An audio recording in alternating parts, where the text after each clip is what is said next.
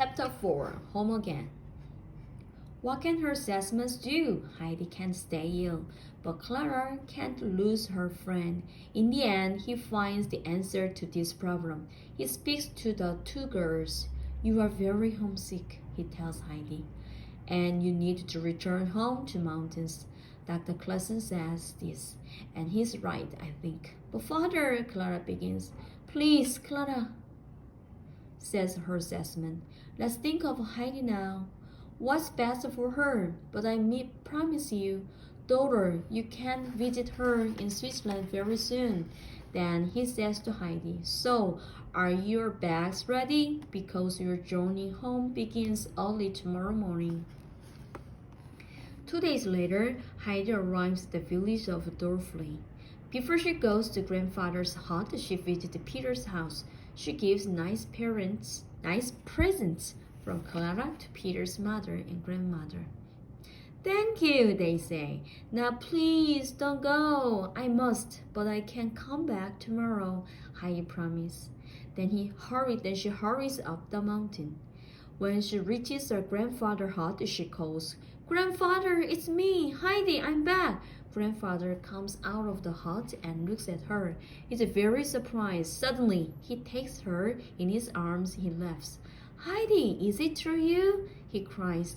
The next day, Heidi goes and sees grandmother again. Well, do you like living in Frankfurt? The old woman asks.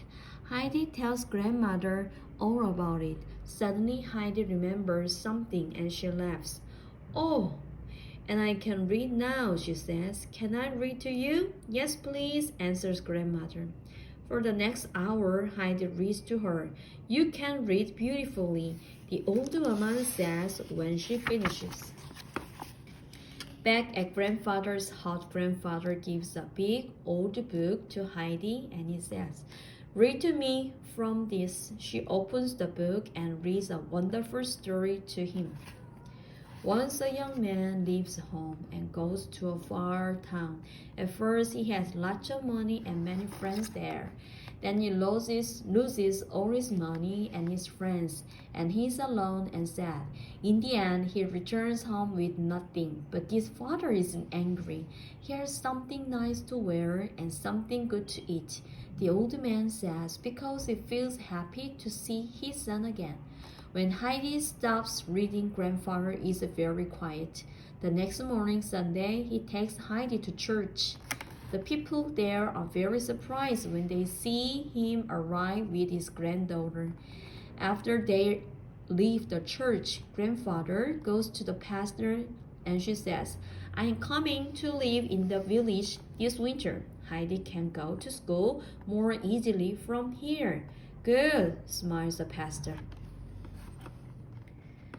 Back in Frankfurt, Clara asks her assessment every day. Father, when can we visit Heidi? He always answers, soon, daughter, very soon.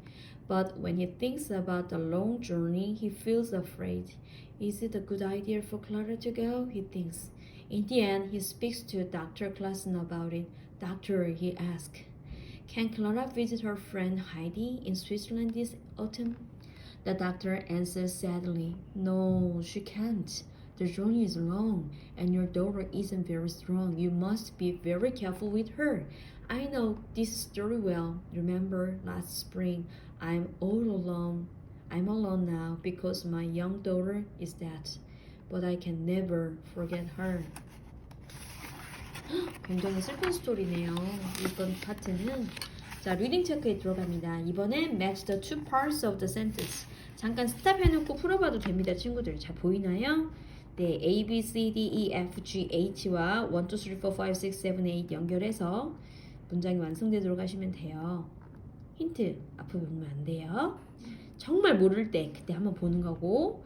자, word work. Find them more words from chapter 4. chapter 4에 나와 있는 단어 몇 개인지 한번 찾아볼까요? 자, 그럼 오른쪽 가봅니다.